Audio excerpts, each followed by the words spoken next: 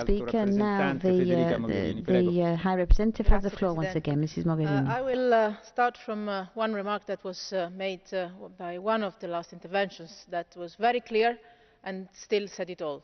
We have to protect the NPT, we have to strengthen the NPT, and we have to make sure that it gets to universal membership, appliance, and we have to respect it formally and substantially.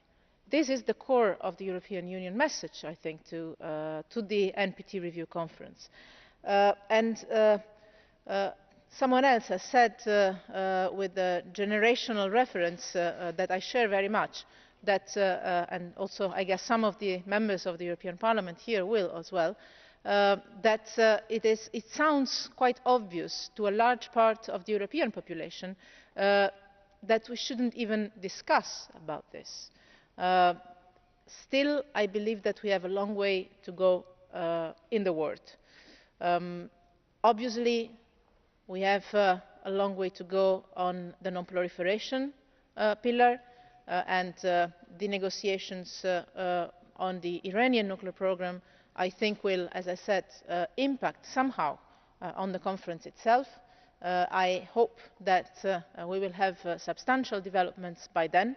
And I can assure you that I am playing my personal role with all the dedication possible to make that talks get to a positive end. I think this would be an historical opportunity because we refer to disarmament, but the non-proliferation pillar is also as important as the one of disarmament, and actually I think one reinforces the other in a sort of credibility cycle.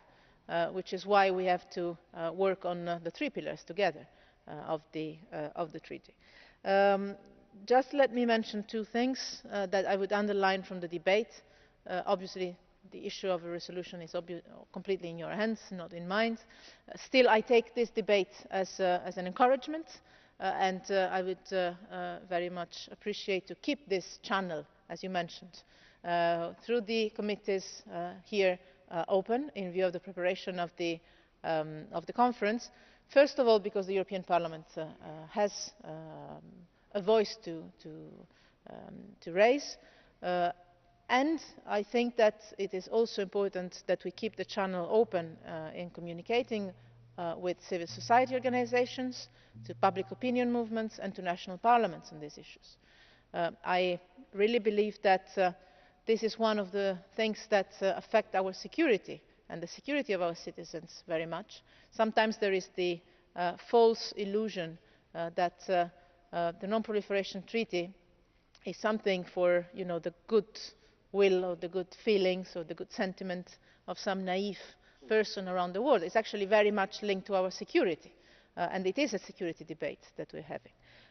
And last thing that I would say is that, just very simple, it's exactly because the security threats and the tensions we have around us are getting more and more difficult that we need to work on this, on the implementation, on also the disarmament measures, on the steps that have been started in the last decades, in the last years. Someone mentioned the Obama doctrine with the Prague speech had an impetus that was very relevant.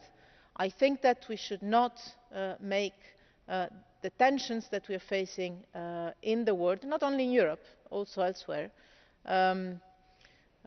take attention away from the real purpose of our work on the NPT, and the connected treaties, which is to increase our security, not to give up to our security, to increase our security. So I want you to be reassured on my personal dedication to that, and I will obviously try to do my best to make sure that the European Union voice is not only united but also strong in New York at the conference. Thank you. Grazie, onorevole Mogherini, la ringrazio anche per la lunga maratona che l'ha impegnata oggi pomeriggio. Ci sono stati dibattiti molto civili, ci sono state però delle parole sgradevoli e a nome dell'ufficio di presidenza la nostra solidarietà, parole che comunque saranno valutate dall'ufficio di presidenza. Grazie.